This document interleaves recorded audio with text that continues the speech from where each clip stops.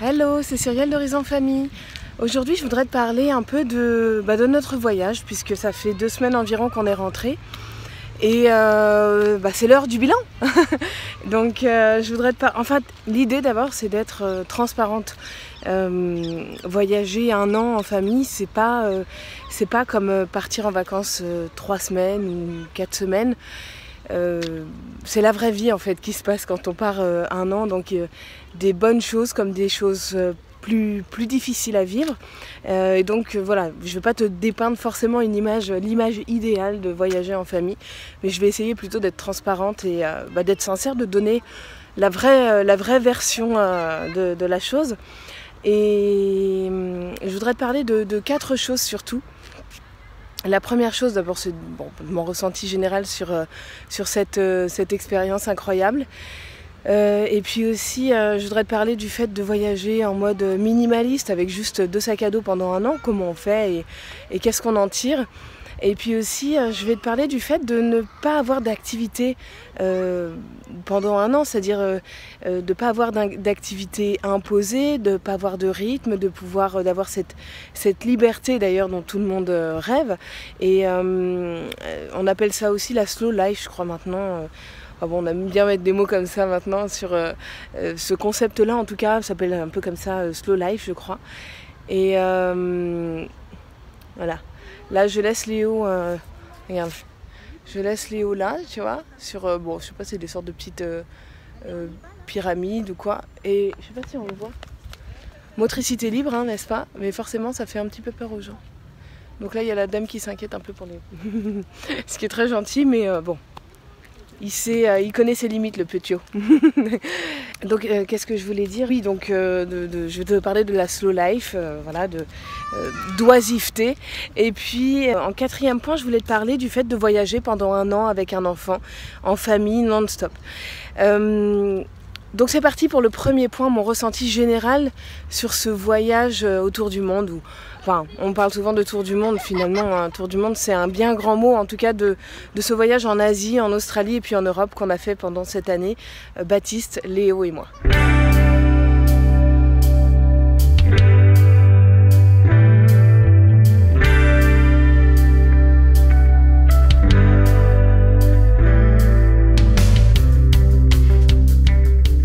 Et ce que j'en retiens surtout, c'est que c'est une expérience absolument unique à vivre.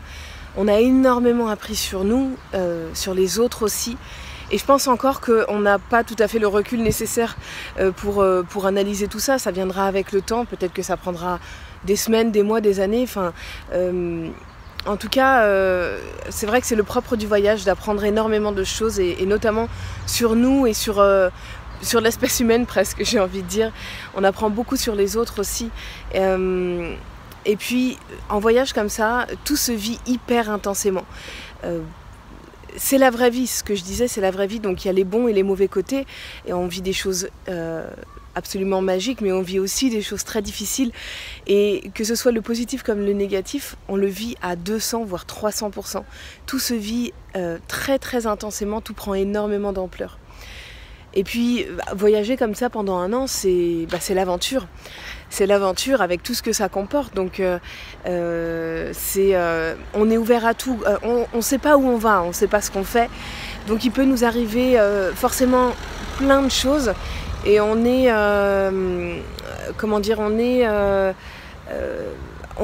on est réceptif à tout en fait. On ne sait pas ce qu'on va vivre. Et du coup, on vit des choses forcément hors du commun, des choses inattendues. Et c'est ça qui est beau, c'est ça qui fait la magie du voyage.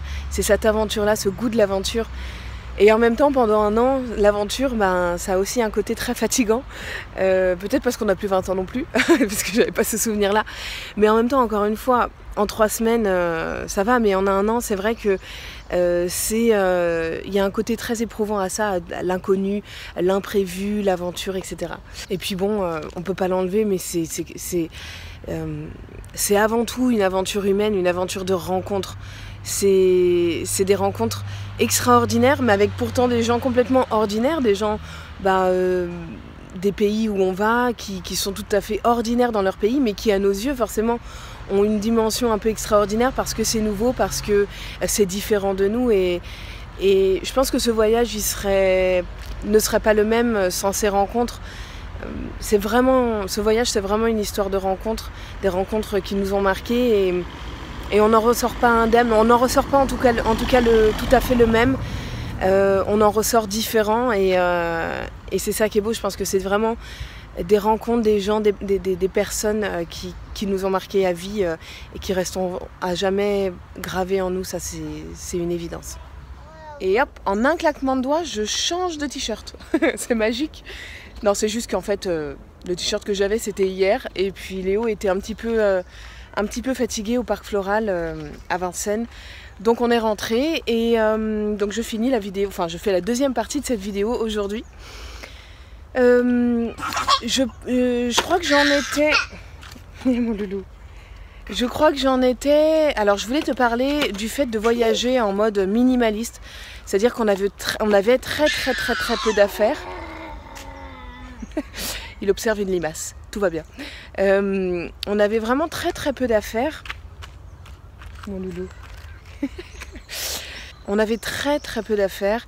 On avait 4 t-shirts chacun, 2 ou 3 shorts, un pantalon, une paire de chaussures fermées, une paire de chaussures ouvertes. Enfin, voilà. De toute façon, la liste, je l'avais déjà proposée, mais si tu veux la consulter, toutes les affaires en fait qu'on a apportées pour Léo pendant cette année, eh bien, tu peux cliquer sur le petit i d'information là, ou bien sous la vidéo. Comme ça, je peux t'envoyer cette liste par email. Et puis, tu vois que c'est possible de voyager léger avec très peu de choses pendant un an surtout. Alors la seule chose, c'est qu'évidemment on use plus vite nos vêtements puisqu'on les porte tous les jours et puis bon, on les porte pas pour aller au bureau, donc évidemment, et puis Léo grandit aussi, hein, sur cette année il a beaucoup grandi, donc on était obligé de changer quand même assez régulièrement de vêtements, enfin surtout pour lui, un peu moins pour nous. Et je voudrais te parler surtout des bénéfices en fait de cette façon de voyager. C'est qu'en fait on est léger, c'est la légèreté à la fois physique, déjà pour notre dos, et puis mentale. C'est tellement bon d'avoir peu de choses sur soi, ça nous libère l'esprit. Il y a la simplicité aussi dans les choix, c'est-à-dire que tu n'as pas besoin de te poser 10 ans la question sur ce que tu vas porter aujourd'hui, puisque tu as peu d'affaires et puis tout va ensemble. Évidemment, on avait fait en sorte que chaque habit aille avec tous les autres habits. Et ça me fait penser à Steve Jobs qui avait toujours la même tenue, un jean bleu et un t-shirt noir, ou un pull noir. Parce que pour lui, en fait, c'était une façon de garder son quota de prise de décision par jour. Il perdait pas du temps dans la décision de quel habit je porte. Voilà, il portait toujours la même chose et il préférait garder son potentiel de décision dans la journée pour des choses plus importantes que les vêtements. Et bon, voilà, c'est très représentatif aussi du personnage. Bon, nous, c'était pas forcément notre motivation, mais par rapport à la prise de décision. Mais c'est vrai que c'est très agréable de choisir vite ce qu'on va porter dans la journée.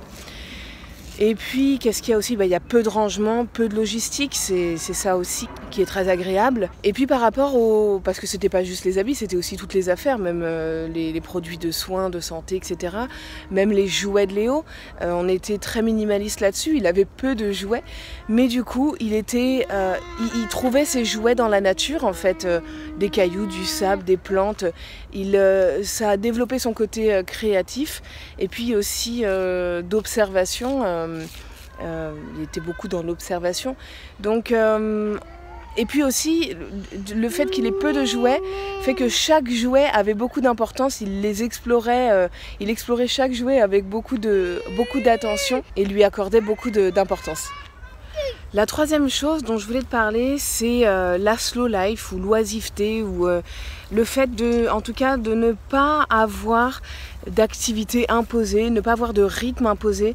Tu sais, c'est cette différence entre l'être et l'avoir. Aujourd'hui, on en parle beaucoup. On nous dit qu'on est dans une société où on est toujours dans l'action, dans l'avoir aussi, et qu'on ne sait pas ne rien faire. Et alors nous, pendant un an, effectivement, on n'avait pas de rythme, on s'est imposé nous-mêmes un rythme, donc finalement on était assez flexible là-dessus. On n'avait pas de contraintes, enfin, ou très peu. Voilà, bon. Donc on l'a vécu et je dois dire qu'on est très conditionnés quand même en tant qu'occidentaux, et ça dès très petit. C'est-à-dire on ne sait pas ne rien faire, on a besoin de faire quelque chose. Et en même temps, c'est un peu la nature humaine aussi de se sentir utile, de se sentir contribuer.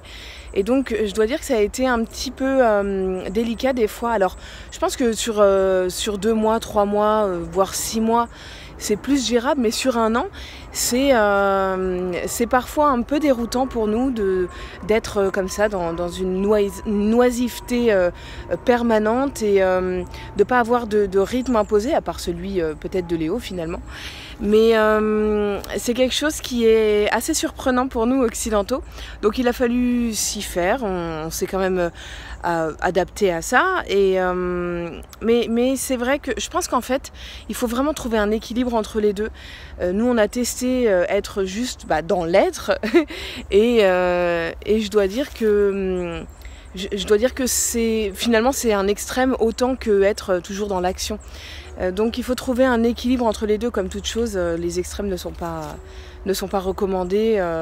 Enfin, c'est ça, on peut appliquer ça à tous les domaines de la vie finalement. Alors bon, je pense que c'est un côté un petit peu étonnant ce que je dis, parce que c'est loin finalement de toutes les injonctions qu'on entend autour de nous maintenant de toutes parts, qui nous dit de prendre notre temps, de savoir ne rien faire, d'être toujours dans la recherche du calme, de méditer, etc. Qui est finalement très moralisateur, je pense, et qui nous fait culpabiliser parce que ça ne correspond pas à notre société, à notre vie aujourd'hui, à notre quotidien. Donc c'est un petit peu moralisateur. Moi je pense qu'il faut se détacher de ces injonctions-là. Il faut méditer, mais si on n'arrive pas à méditer, on est là à culpabiliser presque de ne pas savoir méditer. On nous dit il faut se détacher de toutes les idées, de toutes nos pensées, nos pensées qui nous envahissent l'esprit, etc. Mais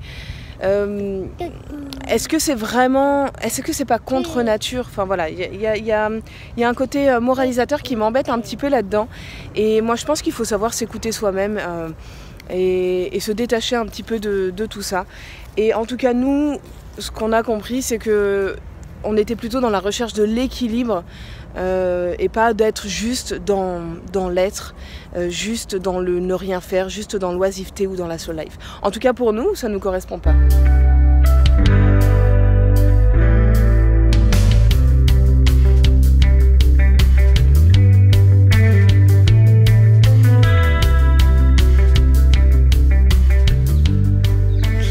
Et enfin, la 4e et dernière chose dont je voulais te parler, c'est du fait de voyager pendant 1 an avec un enfant. Alors nous, c'était vraiment l'une de nos motivations à partir, c'était de pouvoir profiter les uns des autres et notamment de voir grandir Léo sous nos yeux sans en perdre une miette. Et ça n'a pas loupé, on a vécu des choses vraiment très fortes. Comme je t'ai dit, les émotions, les sensations sont décuplées, sont exacerbées pendant un tel voyage. Et puis on a vécu des expériences vraiment uniques qui nous ont vraiment liés, parce que c'est pas anodin, donc on en ressort forcément encore plus soudés dans la relation, puis on partage des choses tellement fortes parce qu'il y a aussi ce cocon là qui est fermé, tous les trois, tout le temps. Donc il y a quelque chose d'un peu spécial qui se crée. Après c'est sûr que pour Baptiste et moi, ça nous a demandé beaucoup de ressources parce que on n'avait pas de relais en fait, et donc Léo on lui changeait beaucoup d'environnement. Et on savait que ça faisait partie de ce voyage. Ça lui a demandé à chaque fois une certaine dose de réadaptation, ce qu'il a plutôt bien géré la plupart du temps, mais on était nous, sa stabilité, son point d'ancrage.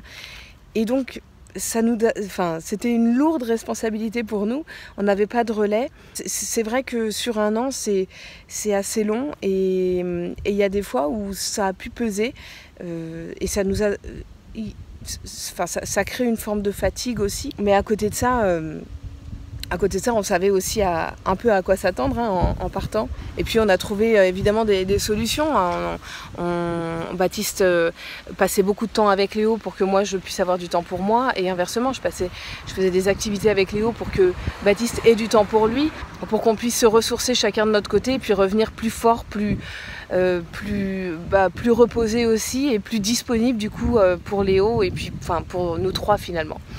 Donc, mais ça j'en ai parlé en fait dans une vidéo il n'y a pas longtemps sur Instagram. J'en ai parlé un peu plus en détail, donc je t'invite à me rejoindre sur Instagram. On est assez nombreux maintenant et puis je poste quasiment des photos tous les jours. Et maintenant il y a une nouvelle fonctionnalité qui s'appelle Instagram TV. Et on peut faire du coup des vidéos un peu sur le pouce comme ça, c'est moins travaillé que sur YouTube, j'allais dire, c'est-à-dire que il n'y a pas de montage, rien de tout ça. Et c'est plutôt chouette, c'est très spontané du coup, j'aime assez. Et c'est des vidéos courtes qui font 3-4 minutes. Donc je t'invite vraiment à me rejoindre sur Instagram, je pense que ça peut le format peut te plaire aussi. Donc voilà, j'ai fait un peu le tour de ce que je voulais partager avec toi sur ce voyage, sur un long voyage en famille, un tour du monde, peu importe comment on l'appelle.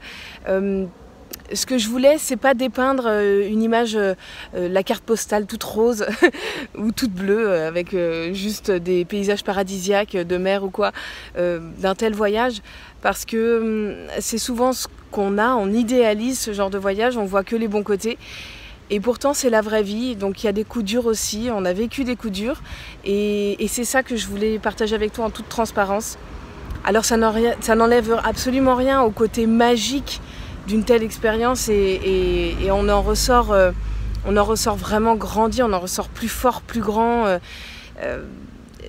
Ça marque à jamais et dans le bon sens du terme, on en tire des leçons absolument magnifiques. On a appris tellement sur nous, sur les autres à travers nos rencontres. Voilà, c'est quand même quelque chose d'assez exceptionnel à vivre et donc je le recommande mais chaudement parce que je sais qu'il y en a qui m'écrivent et qui me disent j'ai envie de le faire, etc. et qui se posent mille et une questions. Mais donc je voulais aussi te dépeindre eh bien la vraie image, l'image pas forcément toute rose de ce qu'est un voyage comme ça.